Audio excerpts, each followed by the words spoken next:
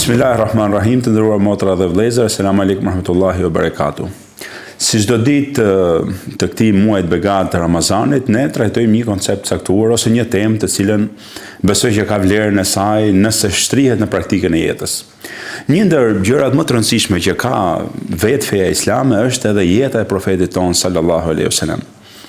Rëndësia nuk është thjesht e asaj që ne konsiderojmë argument fetar, por është rëndësia sepse jepet një pasqyrë, jepet një platformë, paraqitet për gjithë besimtarët dhe jo vetëm një mënyrë se si feja mund të bëhet e jetueshme. Shiko, këtë tezë nuk është e lehtë, pra koncepti një gjë që është teori dhe një gjë që mund të bëhet e jetueshme. Prandaj pa profetin alayhis salam, pa jetën e tij, pa hulumtimin rreth jetës së tij, mendoj që do ngelim shumë të zbet, shumë të cunguar në raport me gjithë tërësinë e fesë. Megjithatë, pa u zgjatur shumë, ne do ndalojmë sot tek profeti alayhis salam agjërueshëm. Pra, tërësia e thënieve, e përkufizimeve, e pikpamjeve se si profeti jon e ka ndërtuar konceptin e të jetuarit fesë nëpërmjet edhe agjërimit. Unë do jem si gjithmonë me Bahar Kaçelin, cilin i uroj prapë mirëseardhjen, Bahar mirë se vjen, ne vazhdojmë në këtë lidhje. Vazhdojmë 2 zëra në interpretimin e jetës së. Saktë. Kështu që më mirë se sa me një mysafir tonit nderuar edhe qendrës minber edhe tonin, se sa Hoxh Mustafa Tërniqin, ne ku mund ta trajtojmë këtë temë. Hoxh Mustafa mirë se vjen, faleminderit. Mirë se u gjeta, faleminderit juve. Siç e thash edhe në hyrje nderuar Hoxh Mustafa që ka nevojë njeriu gjithmonë të shikojë dhe një anë praktike të gjës. Mund të shkojmë në utopi kur flasim për teoritë. Vore për shembull njeriu flet për një gjë utopike, ku e di unë për shembull hadithe, thënjet e me radhë. Është tjetër gjë kur flasim për një pikpamje të jetueshme të asaj që ne flasim. Pra, kjo është e jetueshme. Është teorike dhe kjo zbret në jetën e përditshme. Dhe prandaj vendosim që ta shikojmë agjërimin, këtë adhurim që mund të konsiderohet nga më serioze dhe më të vështirët, në pikpamjen e profetit alayhis salam. Atëherë le ta nisim kështu. Na jep një përkufizim, si e përkufizon në profetin e gjinëve, çfarë thonë për agjërimin vet ai? Bismillahirrahmanirrahim, emrin e Allahut gjithëmëshirshmit, mëshirëplotit, profeti Muhammed alayhis salam, siç dihet, më tepër ishte praktik se sa teorik. Atë që përmendëm pak më parë, shembulli, modeli më i mirë i praktikës ishte vetë profeti ynë Muhamedi alayhis salam, por edhe me fjalët e tij profetike ka shpjeguar, ka sqaruar, madje ka qenë shpjeguesi dhe sqaruesi më i mirë ajeteve kuranore. Ku Allahu xhelle xhelalu thotë, është bërë obligim agjërimi sikur ishte obligim për popujt e mëparshëm, la'allakum tattaqun, në mënyrë që ju të ruheni.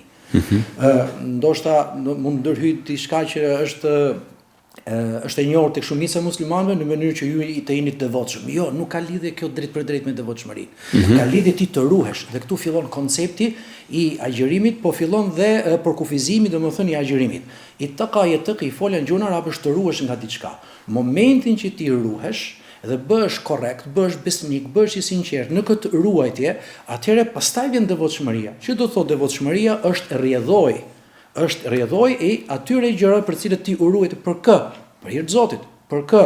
Për hir të krijuesit. Kurse vetë profeti Muhammed alayhis salam, nëse do flasim për kufizimin e agjërimit, është një hadith që unë do ta quaj hadith gjigant, hadith brillant, sepse është fjalë profetike ose më themi artikulim profetik, por fjala në zanafil është e Zotit, ai që quhet hadith kutsi. Pra nuk është ajet kuranor i drejt për drejt, është fjalë hyjnore e Zotit fuqiplot, interpretuar dhe artikuluar nga Muhamedi alayhis salatu wassalam, i cili thot, ka thënë Zoti i plot fuqishëm, inna sawma li wa ana ajzi bihi. Agjërimi është për mua dhe vetëm unë e shpërblej atë. Përse? Pastaj vjen përkufizimi. Yad'u ta'amahu wa sharabahu wa shahwatahu li. Ai thot besimtari muslimani braktis ushqimin, braktis pijen, braktis epshin për hirin tim, për hatër tim, për të fituar kënaqësinë time.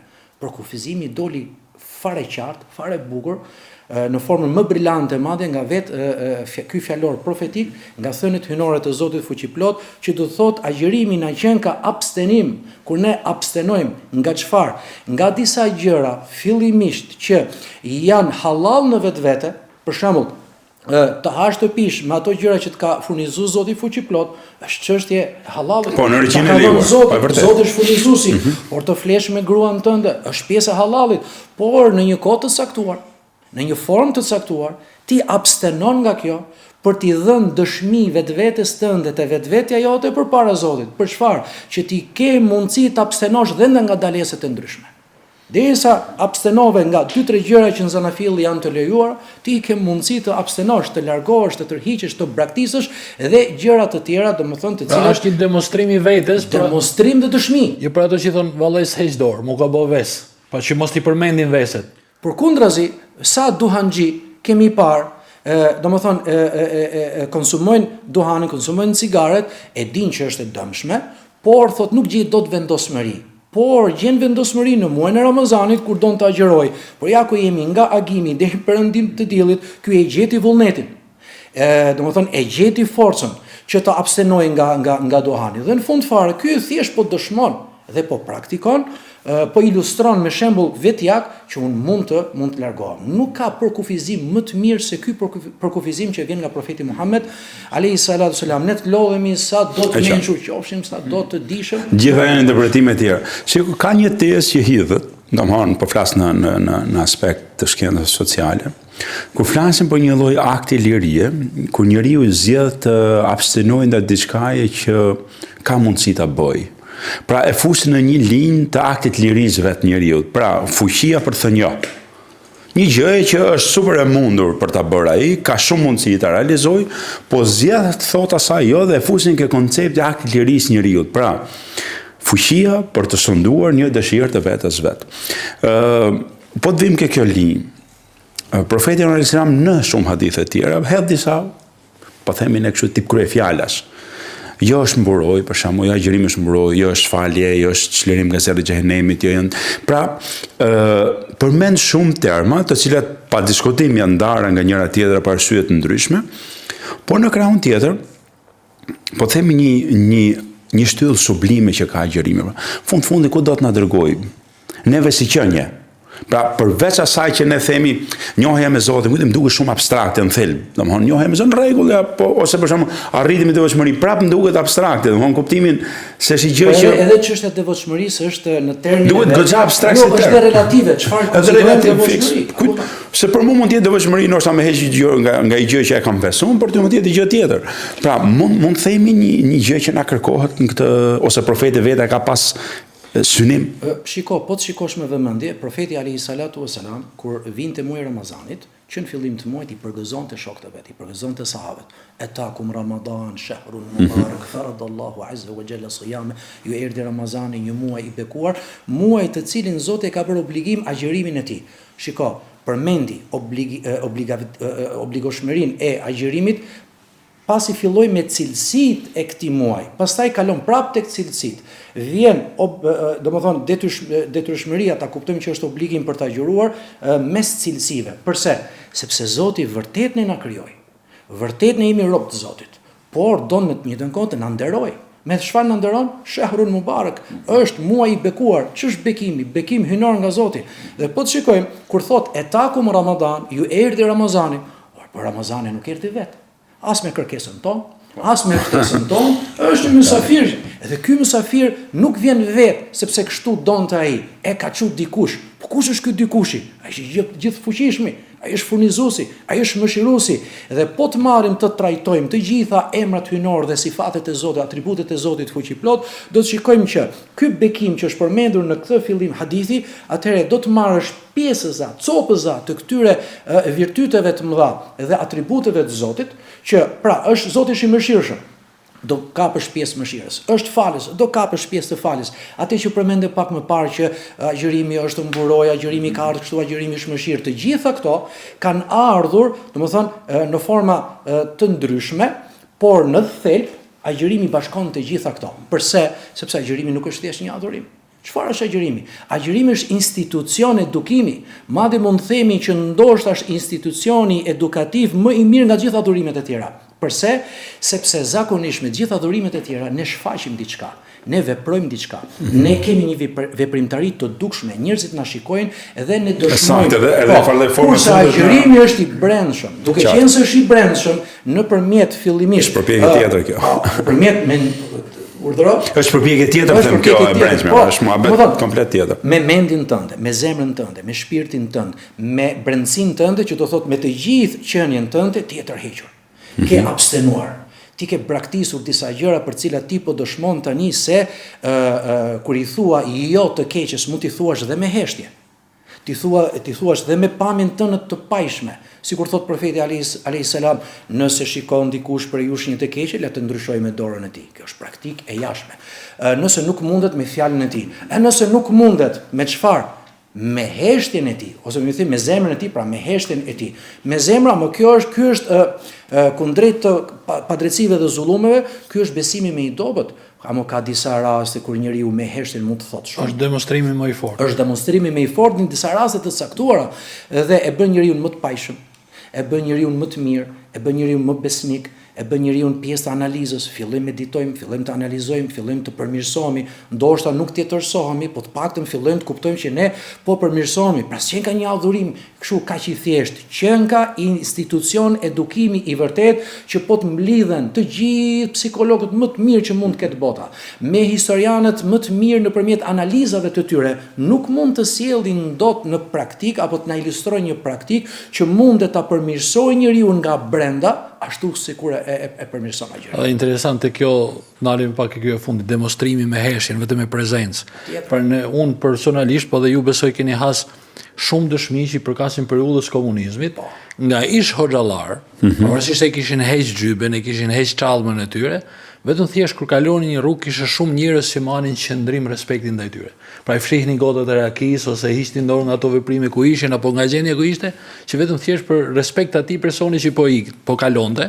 E po ta shohësh ai s'kishte asgjë ndorë, ai s'reagonte dot as me dorë, as me fjalë, ai ka demonstruar prezenca e tij shumë interesante. Madje kemi dëgjuar, unë jo më parë më thet në vitin e kaluar, Ramazanin e kaluar, një komshi im katolik. Më thonë, është agjerimi i lehtë? Patjetër është i lehtë, unë jam mësuar agjerim që fëmijët, s'ka kam problem fare. Po e dini që unë agjeroj tha. E njëjta gjë. Pra ai shikon që shumica e këtij vendi janë muslimanë që agjerojnë, do të thotë që është një demonstrim ashtu i heshtur, por që lën ndikim. Ka një efekt të jashtëzakonshëm. Madje të agjerit dhe katoliku për respekt të muslimanit është gjigande fare, është gjë domethënë shumë e madhe. Madje, po të shikojmë me vëmendje, historikisht shqiptarët kanë ruajtur fenë e tyre më shumë me agjerimin sesa nëpërmjet namazit. Më shumë me agjerimin sesa nëpërmjet xhumave. Më shumë me agjerimin sesa nëpërmjet bajrameve, e përmendet shumë bukur pjesën e kohën e komunizmit, ata që kanë përjetuar qoftë pjesërisht që nuk i kishte mbetur gjë tjetër nga besimi, vetëm se ta agjeronin fshehur. U ruajt besimin në fshehtësi. Është edhe interesante, e kemi përmend me Ladin edhe herë tjera, që i vetmi ibadet që nuk mund ta bëjnë munafikët. Edhe i vetmi ibadet që se zbulonin dot komunistët. Pra që nuk mund shtiresh sikur agjeron. O agjeron ose nuk agjeron. Interesant, du të ndalim pak te kjo që u përmendet ajeti kuranor, pra që është bërë obligim, siç ka qenë obligim te popujt përpara jush. Po ta morim agjerimin tërësi, pra jo vetëm thjesht Ramazanin që është fars, po me synetet e me të gjitha. Profeti Muhammed sallallahu alaihi wasallam thotë që pa tek këshilla dialogu me sahabiun, që agjerimi më i mirë kush është? I referohet Daudit alayhis salam, një ditë po, një ditë jo. Pra shive sa larg shkojmë në histori me këtë ibadet, domethënë që po ta morë këtu duket sikur është simbol vetëm i muslimanëve, që Zoti na ka nderuar që e kemi trashëguar këtë adhurim të lashtë, si më thon, po faktikisht shtrihet sa gjithë historia e njerëzimit. Kjo përmendet edhe në kopjet e Biblës që është sot. Pavarësisht se vetë studiues perëndimor, qofshin ata, domethënë pjesëtar të krishterimit apo studiues të pavarur të cilët nuk janë të krishterë, me konstatimet e tyre, patjetër kanë thënë që Bibla domethënë është vënë dora e njeriu në kuptimin që është ndryshuar, por aty janë ruajtur elementet. Janë ruajtur elementet konceptual. Për shembull, çështja e abstenimit nga ushqimi është përmendur. Kjo është agjerimi. Pra nuk e gjejmë Davudin alayhis salam vetëm tek gjuha profetike, e gjejmë edhe në Biblën e sotme.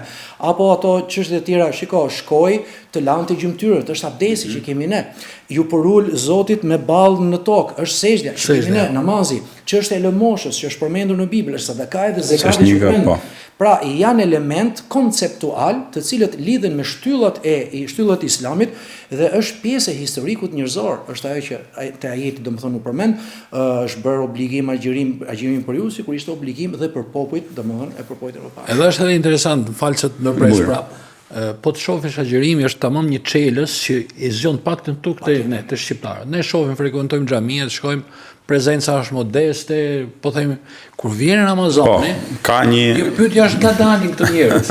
Edhe më interesante është për shembull për namazin e natës frekuentojnë më shumë se sa për namazin e teravis. E shumë roli, impakti domthon sa vjen edhe shtohet domthon. I vetë agjërimit. Dhe më interesante te kjo, po ta shikosh, është që i pyet njerëz, ne jetojmë me njerëzit, jetojmë me komshin tan, me fshinjën tan, me farefisin ton. I shikojmë që nuk rrin dot 2 orë pa ujë, 1 orë pa ujë. Mi po Ramazani. Kur vjen Ramazani është tjetër çështje. Po. E vërtet. Ka diçka për shembull ndërrosh Mustafa që mund ndalojmë, që më duhet me interes. Dashje pa dashje kemi dhënë për kufizim sikur është teje shpirtëror, agjërimi. Po të kthehemi ke jeta e profetit, ka pas disa angazhime goxha serioze në kohën kur ishte agjëroshëm. Pra edhe kur ju bë obligime me radhë. Dhe na del që një ekuilibër mes këtij leximi që duket sikur është pra devotshmëria me radhë që janë koncepte shpirtit dhe mes angazhimeve të forta. Çka ka qenë profeti në gjithë këtë lëmi ngjarje që i ka ndodhur. Nuk i ka ndodhur gjëra të vogla, duke filluar që nga shpallja që i ka ardhur që ishte i peshë e madhe, nga një pjesë ekspeditave që ka pas, i pjesë ngjarjeve serioze që i ka ndodhur, si e ka rujt. Pra, ç'na jepet nga panorama e profetit alayhis salam. Diçka interesante që në kohën sot, kohët moderne ose më themi postmoderne, ku ne jetojmë sot, dimensioni i agjërimit më tepër është dimension s'themi teorik, po dimension domethënë i pjesërisëm i atij dimensionit gjerë që është përjetuar në kohën e profetit alayhis salam. Po të shikojmë me vëmendje, profeti ka ligjëruar vetëm 9 Ramazane. Ne mund mburemi sot dikush i 30, dikush i 35, dikush i 50 Ramazane, vetëm 9 Ramazane. Por 9 Ramazane është fundi i jetës profetike, ku profeti alayhis salam ka përjetuar problemet më të mëdha në jetën në misionin e tij profetik. Duke filluar nga lufta e Bedrit, që është zhvilluar kur muslimanët ishin me agjërim. Dhe të gjitha problemet që kanë ardhur më pas, sepse ne kur shikojmë profetin, ai ka qenë modeli më i mirë i gjithë njerëzimit, sepse ishte i pajshëm. Ishte njëri i mirë, ishte njëri i sinqert, ishte njëri human, ishte bamirës, i kishte të gjitha virtytet që mund të mblidhen domethënë tek i gjithë njerëzimi. Por nuk është kjo pamja reale e profetit Muhammed alayhis salam. Profeti është plagosur në luftë, profetin i kanë bërë atentate, profetin e kanë helmuar, e kanë tentuar domethënë që ta eliminojnë fizikisht, e kanë sharë, e kanë ofenduar, i kanë bërë të gjitha, domethënë çfarë është e mundshme në dorën njerëzore për ta zhdukur, për ta menjanuar, për ta braktisur, për ta larguar domethënë. Po pikërisht këto 9 Ramazane, siç përmend, duke filluar nga lufta e Bedrit, ai gjithmonë i ka përjetuar me ngjarje konkrete për të na treguar një koncept shumë të madh. Agjërimi është muaj i fitores kundrejt unit dhe egos ton njerëzore dhe i fitores në projekte që kemi ne në shoqërinë ku jetojmë. Profeti fitoi të dyja. I fitoi unin e vetvetes, ai s'kishte probleme te kjo, por sahabët dhe shokët e tij i mësoi në formën më të mirë se si të kuronin vetveten dhe të fitonin luftën me unin e vetvetes. Përtej shejtanit mallkuar me kështu më radhë. Dhe domethënë kjo është pjesa që muslimanët kuptojnë në jetën bashkëkohore sot. Po kemi pjesën tjetër. Çfarë efekti i jep agjërimi në shoqëri? Ku janë projektet tona, domethënë për të mirën e kësaj shoqërie, për të mirën e këtyre trojeve, për të mirën e këtij vendi ku jetojmë, në shërbim të këtij vendi, në shërbim të kësaj shoqërie, nëpërmjet agjërimit ton. Pra ne mendojmë që do të bëhemi devotshëm sepse agjëruam, edhe agjërimin e shikojmë më tepër si diçka teknike, shpirtërore të brendshme, shumë individuale sesa kolegjiale dhe në formë bashkësie. Ja, këtu ne nuk themi gabojmë, por nuk e kemi kuptuar mirë dimensionin e vërtet të agjërimit. U shpall luftë. Shkuan dhe e luftuan profetin alayhis salam, e provokuan madje profeti sallallahu alaihi wasallam ishte i gatshëm të luftojë dhe pse ishte muaj Ramazani. Nuk tha, jo, të lutem, unë jam me agjërim, po prit se vetë profeti na ka mësuar duke thënë. Si bëhet lidhja tash? Bëhet lidhja, sepse nëse ju ngacmon dikush, unë jam me agjërim, jam me agjërim. Nëse ju ngacmon dikush, kjo është brenda llojit. Kjo është brenda muslimanëve. Është një musliman i cili nuk ka edukat, një musliman i cili nuk ka etik, një musliman që bën zullume, një musliman që bën padrejti, te kaloje çështën e tij. A kur të vi armiku i jashtëm dhe sulmon vendin tënd, nuk ka unë jam me agjërim. Sa të thush herën e parë jam me agjërim, sa të thush të dytën ka kushtuar. Nuk ka lidhje më, jo. Dhe sipas gojdhënave dhe ngjarjeve historike që na kanë thënë pleqt e vjetër, unë kam qenë i vogël, kam letë me thon drejtën më shumë me pleq se sa me moshatarët e mi. Përse? Sepse më tërhiqin më shumë me ngjarjet historike. Mbaj mend çështjen e një plak shumë i vjetër në Durrës në xhamin Fati, domethënë kur ishim fëmijë të vegjël, na tregonte thotë shiko, ne ishim luftë me Serbin, ishte janar, acar, bor, ishim 2-3 vjet ishim çun në mëngjes xhunup. Atëherë pasi të fillonte betejë, ne prisin kur na sulmonin, kemi marr thot gusel me bor. Ora këtë sakrificë madhe nga morën këta pleqta të dikurshëm, morën nga institucioni edukativ që ne përmendëm çështja e durimit, sa agjerimit të jep durim, që ti të marrësh lidhen bashk adhurimet dhe çështën e agjerimit pastaj. Agjerimi ka qenë, domethënë ka agjëruar shqiptarët në momentet më kritike të historisë së tyre. Ne kemi pasur që para luftës parabotërore dhe mas luftës parabotërore, peripecitë që kanë hequr shqiptarët kanë qenë shumë të mëdha, po janë peripecitë që kanë zgjatur me vite dhe kanë qenë të agjërueshëm, janë masakruar të agjërueshëm, kanë mbrojtur vendin e tyre të agjërueshëm dhe kanë ruajtur fenë e Zotit bashkë me identitetin kombëtar nëpërmjet agjërimit. Ky është dimensioni që ka ardhur nga profeti. Por lind pyetja, po mirë, pse ka ndryshuar ky dimension? Bëhet fjalë që nuk e din apo janë më pak të mençur njerëzit sot? Jo, më janë shumë të mençur, janë shumë të zgjut, por i ka vrarë mirëqenia. Ndoshta keq menaxhimi mirëqenies, se po si është, pra të vret mirëqenia sepse nuk e menaxhojmë mirë. Nuk ja dini me. Interesant dje ishan me domi që më tregonte një raport të policisë në Prizren. Po. Për muaj që policia ka më pak punë në Prizren është muaji i Ramazanit. Dhe kam idenë që po të shoqërohet me një studim edhe në vende të tjera. Ka efektin e vet pa diskutueshëm, patjetër. Edhe në botën e krimit. Me thënë drejtën vjet në Durrës kishim një iftar përbashkët me disa xhamatli aty me tim të ri dhe me një restorant të mirë domethënë në Durrës, tha hoç taksirat do dështym për nesër thash po pse? Dështym për nesër tha sepse do vi gjithë Ministria e Mbrojtjes me ëngër iftar këtu. O apita. Stafi i Ministrisë së Mbrojtjes shqiptare, vjet, Ramazanin e kaluar, shkuan, s'po themi 100% me fe, por shumë të tyre shkuan të çelin iftar në një restorant në Durrës për shembull, apo në Tiranë, kudo që nuk është e rëndësishme. Ka lënë efekt. E kuptoj. Të kalojmë një gjë që është tani se folëm pak për pjesën tonë, po ka diçka ose Mustafaj që sikur e përsëritet çdo vit. Kjo çështja e ai që nuk falet mos ta gjeroje me radhë. Është një çështje që ne kemi nëse më lejon që ta përmbledh këtë pyetje. Pra, unë një kërkim thjesht që kam bërë. Pra, cilësitë e agjërimit tek hadithet e profetit, duke i referuar edhe tekës për cilin ne mblodhëm, pra që ram dakord që paraqitet modeli, shembulli praktik i profetit Muhammed. Pra dhe aty del një listë e gjatë, pra agjërimi është në buroj, agjërimi është për mua, pra shpërblimi veçantë tek Allahu, e shumë e tjerë. Pra, tash i plotësoj ti pyetjen. Po themi që kjo akuzë që bëhet disave që po agjërove dhe nuk kryen këto shtyllat e tjera. E kapa këtë gjë vetëm për këtë seklet. Domthon kuptimin ja vlet ta bisedojmë sepse mendoj që do rihidhet, kështu që ti paraprim bisedës.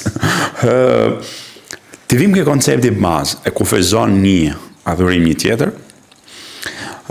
Dhe dyta, pse domthon kush ishte dhe se duhet ta kenë pas një shkëndij që i nisën kësaj gjëja, se ka një shkëndij që kapet kjo tezë, domthon që hidhet shpesh herë për njerëz që agjërojnë duke e përmendur që ndoshta shqiptarët e kanë marrë atë fesa, e kanë marrë në atë ibadeti, që është agjërimi.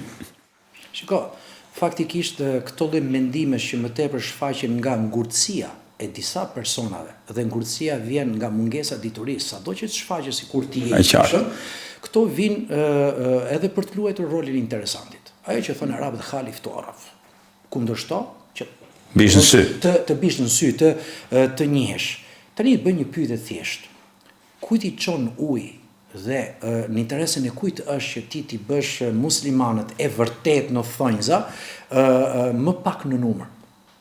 Dhe kujt i shërben ky lloj dimensioni kuptimor, as është dimension fare, një kuptim shumë i ulët, shumë i ngushtë, që ne shikojmë sot, në thash rastin e Ministrisë Mbrojtjes, po në Kosovë agjërojnë më shumë se sa në Shqipëri. Po, vërtet është. Edhe agjërojnë politikan, edhe pse nuk e shfaqin, agjërojnë policë, edhe pse nuk e shfaqin.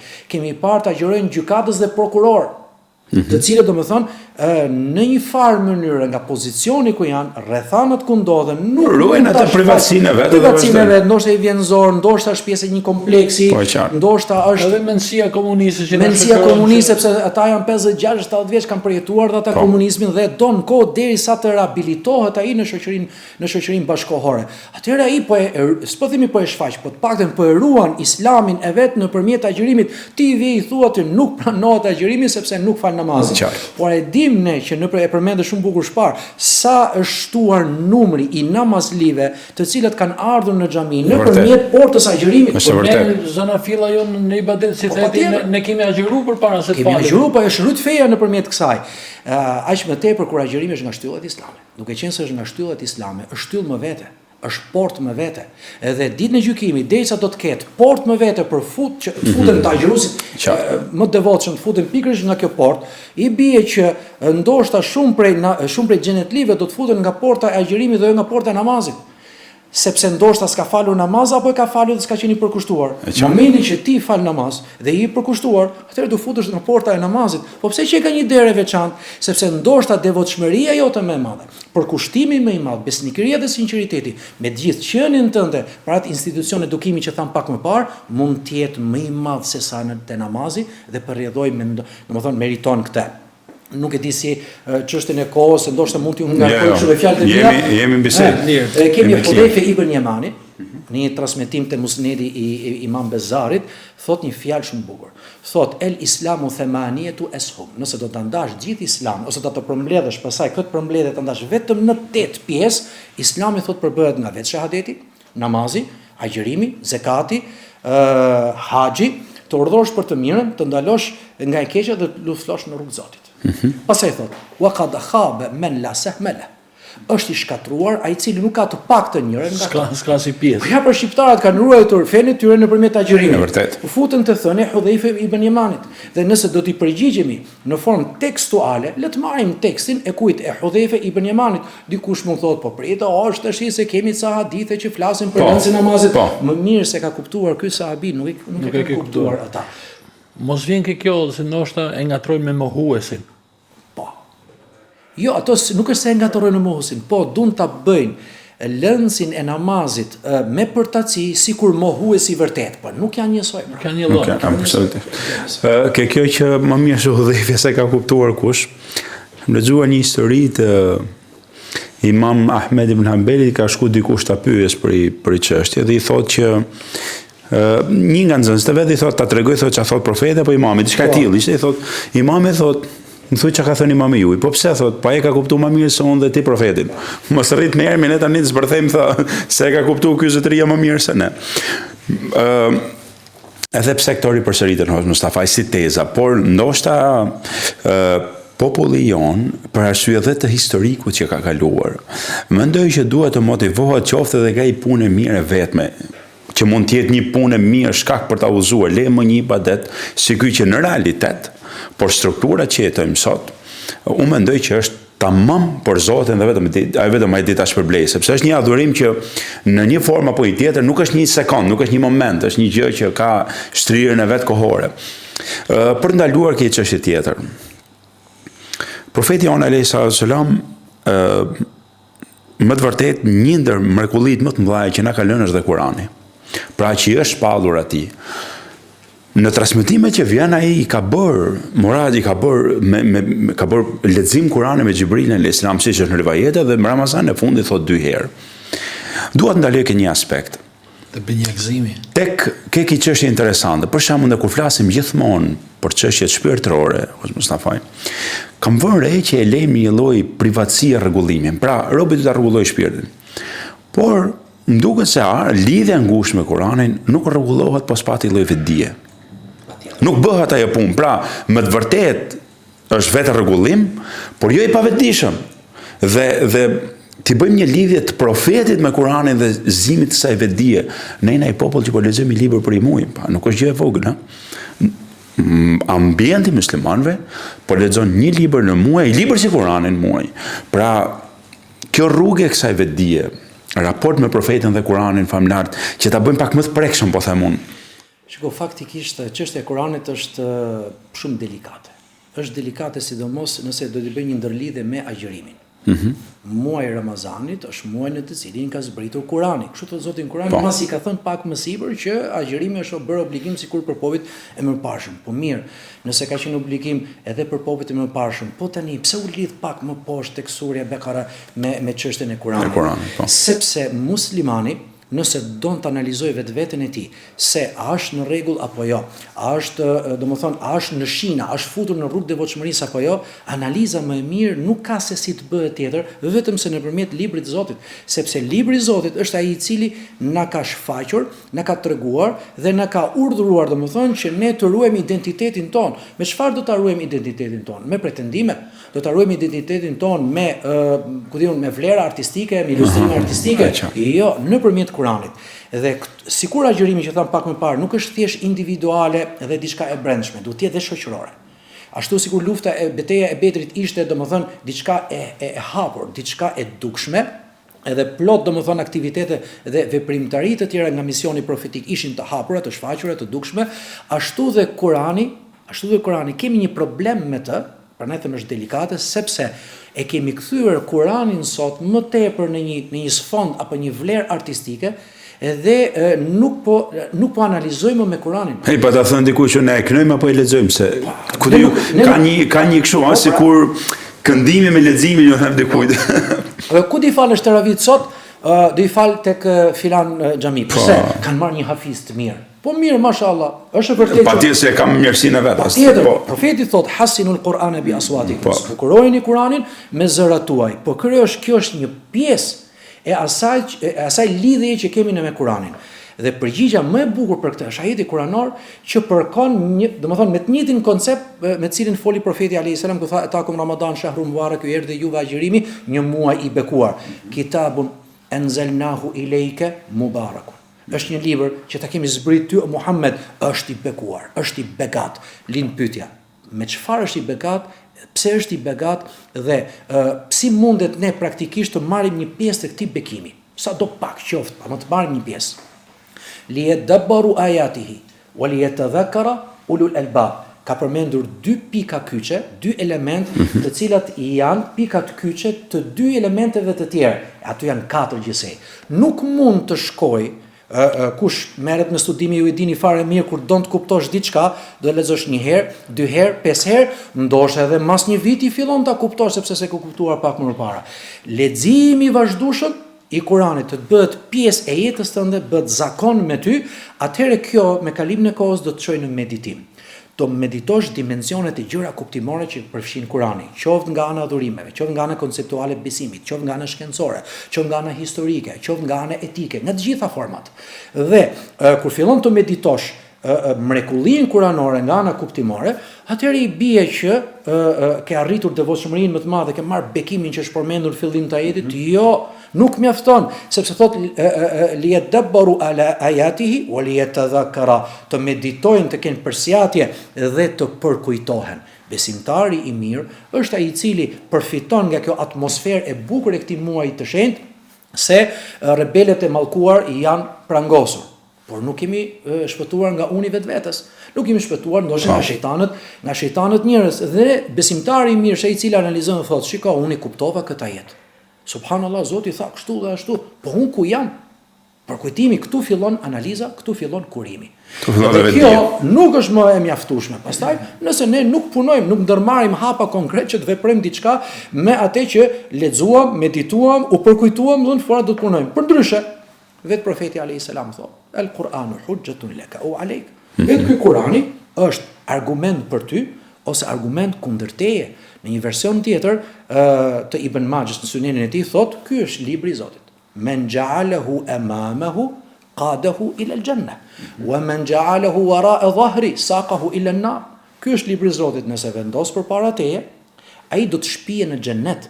Nëse e vendos mas shpine, ajo vetë Kurani do të çojë ty në xhehenem. Është argument për ne ose kundër nesh. Ta vendosim Kuranin përpara nesh, çfarë do thotë? Të jetë udhërrëfysi ynë në jetën tonë. Të jetë pjesa, të jetë thelbi kryesor i jetës tonë, të jetë referenca nga ku ne ndërtojmë infrastrukturën e jetesës tonë. Nëse nuk është i tillë, atëherë ka mbetur vetëm ana artistike, ky kënon bukur, ai kënon mirë, o mashallah sa mirë kënon ka ky tjetri, marrë ç'është me kaq. Po, e qartë. Ka, në fakt është e vërtet, kjo është edhe drejt, ndoshta ky Ramazan të paktën ku jemi, ndoshta nxit për të medituar qoftë edhe një ajet njeriu që të reflektojë me veten dhe është dobi e madhe shumë. Por do të kap një dimension tjetër në një aspekt ku profeti jonë alayhi salatu wasalam ka zgjedhur dhe itikafin si koncept, pra netja në xhamia ose si mund ta shqip ekziston dhe si term, me sa më gjuhë be apo jo, njihet edhe si term. Ky aspekt që duket që është tej shpirtëror, tej individual në kuptimin e qasjes është e izolimit personal si adhurim. Por në krahun tjetër, në Ramazan na vjen neve thënë që profeti alayhis salam nëse ishte bujar, në Ramazan ishte ma bujari. Nëse ishte për të ndihmuar dikën, në Ramazan ishte ma i që shkonte tek njerëz për të ndihmuar. Nëse jepte lëmosh, në Ramazan jepte më shumti. Tani ka dy gjëra ndërruar, mos që unë kam dëshirë, por do vi ka aktualiteti jonë. Mes namazit të natës edhe asaj që ka vlerën e vet pa diskutueshme dhe shqyqur që vijnë, absolutisht. Mes një spektakli iftaresh, ndoshta pak edhe, nuk e di, unë gjykimi im si Vladimir, tani pak të tepruara më duken si kosto, si shpërdorim. Po jemi larguar nga familja, dhe mes një kuptimi të rrënjve, të një strukture si ti bëjmë ja dy gjëra, ta kishim prek pak atmosferën e profetit, nga e niste çështja, nga e fillon të strukturë. Po ta shikosh me vëmendje, është e vërtetë që profeti alayhis salam bënte itikaf në xhami. Për shembull, 10 ditë që i fundit të Ramazanit është koha më e mirë e itikafit. Por është koha në të njëjtën kohë kur i gjithë mileti, pra i gjithë populli është me agjërim. Edhe të gjithë janë pjesë e një koncepti të përbashkët, e një vizioni të përbashkët, e një shoqërie të përbashkët, me vlera të përbashkëta. Kurse sot për shembull nuk është më kjo gjë. Ka ndryshuar shumë gjëra. Dhe është e vërtetë që profeti alayhis salam rinte në itikaf, po ishte i pari që nëse do lipse të bënte diçka i dilte nga itikafi. Argument për këtë kemi Hasan Basriun, që është prej tabiinëve, madje prej tabiinit i cili ka arritur të pijë qumëshgjiri nga Ummu Selemeja, nga bashkëshortja e profetit alayhis salam, shumë i afërt. Nuk mante, domethënë jepte opinione fetare, fetva, verdiktet fetare kur ishin sahabët akoma gjallë. Njëri shumë i madh. Dhe i tha, ma thirr filanin, sepse do të bëjmë një punë të bashkët në ndihmë të 2-3 vëllezërve musliman ta qesh. Shkoi ta thirr. Tha, nuk erdhi. Pse s'erdhi? Po është duke bëj itikaf në xhami. Shko më merre, thotë dhe i thuj. A e din, thotë, që ti bësh, domethënë, një bamirësi, një humanizëm, një ndihmë, një muslimani për hallin që ka më shumë vlerë dhe sevape se sa vlera i itikafit aty brenda. Ky është dimensioni i itikafit profetit alayhis salam. Pra ne shikojmë që është izoluar, por izolimi i ka dhënë përparësi dhe obligime dhe farzëve tjetër. Izolimi i profetit ishte thjesht për t'u qetësuar më shumë me intimitetin që kishte me Zotin e tij. Dhe asgjë më tepër. Ashtu sikur ne kemi nevojë sot kur punojmë për shembull me orë të tëra gjatë ditës, po kemi nevojë edhe të pushojmë pak. Edhe të gjejmë një qetësi, edhe të largohemi pak, domethënë buzdetit atje apo në bjeshk apo në pyll apo diçka, domethënë që kemi kontakt me qetësinë tonë dhe me natyrën, sepse me njerëzit dhe zhurmën e tyre, domethënë vërtet është bërë një monotoni nganjëherë dhe vrasëse. Në çështjen e adhurimit, 10 ditë janë ato për të gjithë vitin izolim, në 360. Nuk është ky koncepti që ne të izolojmë vetveten. Ne nuk do getoizohemi. Ne do dalim, ne do jetojmë shoqëri, ne do të jemi të bishëm për shoqëri, madje vetëm kaq. Kur themi do të jemi të bishëm për shoqërinë, do themi jemi të dobishëm si ata të tjerët, do japim vlerë si ata të tjerët, kushdo qoftë me fjalë. Jo, ti duhet të jesh alternativa e vetme, se ti je duke bartur përgjegjësinë hynore të Zotit si alternativë me këtë fe madhështore për gjithë njerëzimin deri në ditën e gjykimit. Ky është domethënë nocioni i vërtetë dhe edhe kuptimi i vërtetë i agjërimit dhe i itikafit edhe të gjithë adhurimeve në Islam.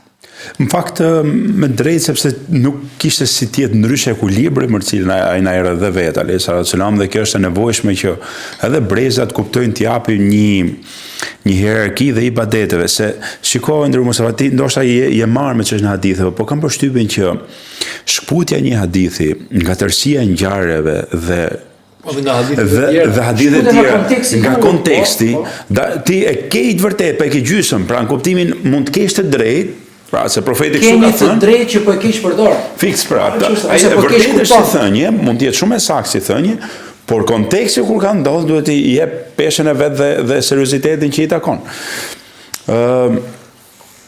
Një nga gjërat që mendoj që duhet ta diskutojmë edhe sot inshallah në raport me Ramazan, këtu në Ramazan përgjithësi njerëzit zgjedhin të japin zakatin. Profeti alayhis salam pa diskutim që ka shfaq alternativën e vet në mënyrën se si strukturohet kjo pjesë dhe mënyrën se si organizohet kjo pjesë. Në aktualitetin ku jemi, sepse nuk kanë kalu pak, 30 nuk janë dhe pak. Ndoshta në një pikpamje, po them unë, si e ka pa profeti, të orientohet kjo mirësi e besimtarëve në një rrugë, në një nivel, tashmë mendoj që ka koha pak më ndryshe, pak më mirë. Duhet kaloj një nivel pak më lartë. Do na japsh një pikpamje për shembull, si e kanë nxit profeti alayhis salam njerëzit të investojnë dhe të strukturojnë pasuritë në raport me njëri tjetrin, si shoqëri. Shiko, lëmosha në islam dahet në dy pjesë. Ajo që quhet sadaka dhe ajo që quhet zakat. Zakati është institucion. Sadakaja nuk është institucion, sepse sadakaja mund të jetë diçka individuale, mund të jetë diçka e aneksuar, mund të jetë diçka që lidhet me 4-5 persona dhe jo domosdoshmërisht sadakaja lidhet me investimin në shoqëri apo investimin për shoqërinë. Kurse zakati është institucion i cili, domethënë në kohën e profetit alayhis salam, organizohej në formën më të mirë dhe kishte lidhje me vetë shtetin. Ai kur shkoi në Medinë, formoi shtetin. Kishte një sistem të mirëfillt se si do veprohej me zakatin dhe me institucionet e tjera. Pse zakati është institucion më vete? Është sepse nëpërmjet zakatit që organizohet dhe mblidhet gjithë në një vend, ku formohet pjesë e buxhetit të shtetit, do luan pastaj politikat fiskale. Dhe politikat fiskale janë me studime konkrete. Dhe studimet konkrete ne na bëjnë që dalim domethënë me projekte konkrete. Me projekte konkrete. Pra, kemi nevojë për kaq inxhinier, kemi nevojë për qëllime objektive që realizohen. Kryej çështja. Pra, po të shikosh me vëmendje, nuk ka qenë rrëmuj çështja. Kurse sot muslimanët nuk kanë një përfaqësi të vetme. Përfaqësi të vetme në aspektin, domethënë politik. Ne kemi përfaqësi vetëm në aspektin administrativ. Pra kemi disa vakëfe që administrohen, mundohemi, domethënë që të kemi disa të ardhura nga ato vakëfe për shembull dhe të mbulojmë disa probleme që kemi apo disa shërbime që kemi. Ndërkohë zakati është institucion më vete, shumë i lartë, është një nga shtyllat e islamit dhe nëpërmjet zakatit shteti luan politikat fiskale. Ku janë politikat fiskale sot? Po ti nuk ke një vizion përbashkët, ti nuk ke projektet përbashkëta. Dhe përrjedhoj është domethënë e pashmangshme që zakati nuk mund të organizohet dot sot, jo vetëm në Shqipëri. Në botën arabe ndodh kjo, ashtu sikur ndodhte në kohën e pejgamberit sallallahu alajhi wasallam, por të paktën ka një logjik, ka një parim që duhet ta ndjekim. Qofshin ata hoxhallar, qofshin ata institucione, qofshin shoqata, qofshin fondacione, qoftë vetë Bashkia Islame, s'ka rëndësi, të paktën të luhen politika fiskale, edhe pse nuk janë në rangun e një shteti, të luhen politika fiskale të mirëfillta për të mirën e shoqërisë, për projekte të cilat janë po ashtu për shoqërinë dhe mos të shkojë zakati në gjëra të cilat janë të papërfillshme dhe nuk lejnë efekt në shoqëri. Kjo është ajo që është më e rëndësishme. Si rregullohet kjo? Kjo ka nevojë për studim pastaj. Nuk është opinion fetar as verdikt fetar as fetva. Është një këshill e përgjithshme, një parim në të njëjtën kohë që kërkon domethënë një studim dhe specialistët apo komisionerët e ndryshëm të cilët mblidhen konsultohen me njëri tjetrin dhe nxjerrin pastaj masi dakordsohen dhe kanë një vizion të përbashkët, nxjerrin ato domethënë ku do shkojë, çfarë do bëhet, politikat e tyre, ku do arrijmë kështu me radhë dhe pastaj normal që nuk mundemi dot të ketë unifikim. Po kjo në përgjithësi është krijuar një lloj tradite që muslimanët ato që japin zakatin e japin muajin e Ramazanit. Po ashtu dhe sadakaja jepet më shumti. Ka ndonjë traditë apo vetëm thjesht ka ardhur si vepër e mirë që ti shtohet ti Faktikisht është tradita e profetit që kana nebiu sallallahu alaihi wasallam ajwad an-nas wa kana ajwad ma yakunu fi Ramadan. Ai ishte më bujar nga të gjithë njerëzit, akoma më bujar ishte në muajin e Ramazanit. Me tubimin e zakatit kur thot ajwad përfshin zakatin dhe sadakat. përfshin zakatën sadakan, madje transmetimi i vjen thotë dhe ishte më i shpejt për t'i bërë mirë njerëzve se sa era që fryn dhe nëpërmjet erës Allahu xhelel xhelal çon mirësi në fusha, në për male, në për. Unë duhet ta mbyll me një të fundit, Hoxh Mustafaj, duke mosu në të gjitha ibadetet që kemi ne si besimtar musliman, tekstualisht dhe qartë, vetëm për agjërimin thuhet kështu, ky është për mua dhe unë di ta shpërblej. Vetëm unë e shpërblej. Pra, nuk ose unë s'kam lexuar që të ketë për një adhurim tjetër këtë fjalë kaq të shkurtër, kaq të përmbledhur, kaq të qartë. Specifik vetëm për këtë. Ti bëjmë një koment kësaj dhe ta mbyllim bisedën bashkë. Dietarët faktikisht ndajnë mendime të ndryshme, këndvështrime të ndryshme rreth asaj se shiko, është vetëm për mua. Ore, çfarë kuptimi vërtet ka, sepse edhe namazi për Zotin është. Po, e qartë. Disa kanë thënë që është vetëm për mua sepse është e fshehtë, nuk e merr vesh njeriu. Disa kanë thënë është vetëm për mua sepse është adhurimi i vetëm që ti mundesh të shfaqesh një besnikëri, të shfaqesh në kuptimin që vetëm Zoti e shef, ja shfaq Zoti në zim gjë. Apo dikush tjetër thotë që shiko, është një proces adhurimi shumë i gjatë, fillon me agimin, mbaron me mbrëmjen, është i veçantë, i veçantë. Mendimet janë të larmishme. Por ajo që mua personalisht më ka bërë përshtypje është një rivajet që përcjellet nga Sufjani ibn Uyeyne, i cili përcjell nga dobita e agjërimit dhe sekretet e agjërimit, versionin tjetër të hadithit ku thot kullu amal ibn Adam lahu illa as-siyam fa innahu li wa ana ajzi bihi. Çdo adhurim i birit Ademit është për të, përveç agjërimit që është për mua. Një version tjetër i dytë thot kullu amalin libni Adam kafara. Çdo adhurim, punë që bën biri Ademit është shlyerje mëkatesh, shlyerje borxhi ta quash në një formë tjetër, përveç agjërimit që është vetëm për mua. Në këtu pastaj vjen për te i transmetimit vjen dhe shpjegimi. Thot agjërimi nëse është bërë me përkushtim, me sinqeritet, me besnikëri, me korrektësi, me saktësi, siç duhet, është paketë e gatshme, e ruajtur në formën më të mirë në ditën e gjykimit, kur të merren dhe të lahen haqet e krijesave. Pra, unë nëpërmjet namazit tim mendoj se mund të kem 2 milion sevape, shembull. Dhe por I kam hyrë në hak dikujt, atëherë nuk kemi pasuri ditën e gjykimit. Ai do marrë sevapet e mia, edhe nga namazi im mund ndoshta ngelin vetëm 10.000 sevape nga 2 milion. Por prit se ndoshta haku nuk ka shkuar akoma në vendin e duhur. Atëherë do m'japi gjunahet e ti masi mi ka marrë sevapet e mia. Kur të bëhet shkëmbimi I sevapeve, të cilat janë ruajtur nga adhurime konkrete, agjërimi është I palujshëm, sepse Zoti don t'i lejë diçka robit vet, sepse ka agjëruar specifik nga agimi deri në mbrëmje. Të shoqëroj aset dhe resurs. Domethënë, ashtu sikur e kishe të fshehtë për Zotin në dynja, do ta kesh të paluajtur paketë të gatshme në ditën e gjykimit, shpresoj timi për ty. Amin. Amin. Hoxh Mustafa, shumë faleminderit. Edhe shpresoj që të jetë agjërimi I mbar edhe Zoti na e pranoj. Amin. T'jeni ibadetet pranuara. Mbar faleminderit. Ishte kënaqësi që e patëm mes tonë, inshallah. Patjetër. Ta kemi edhe herë tjetër. Inshallah. Unë kam shënuar shumë pikë pyetje këtu si do të thotë. Që të zhvillojmë herë tjera. Po patjetër. Të nderuar vëllezër dhe motra, kaq ishte edhe pjesa e sotme, duke falendëruar shumë Hoxh Mustafajin dhe duke lutur Zotin që për gjithë ne të jetë agjërimi I pranuar. Deri në episodin tjetër, miru takofshim, selam aleikum warahmatullahi wabarakatuh.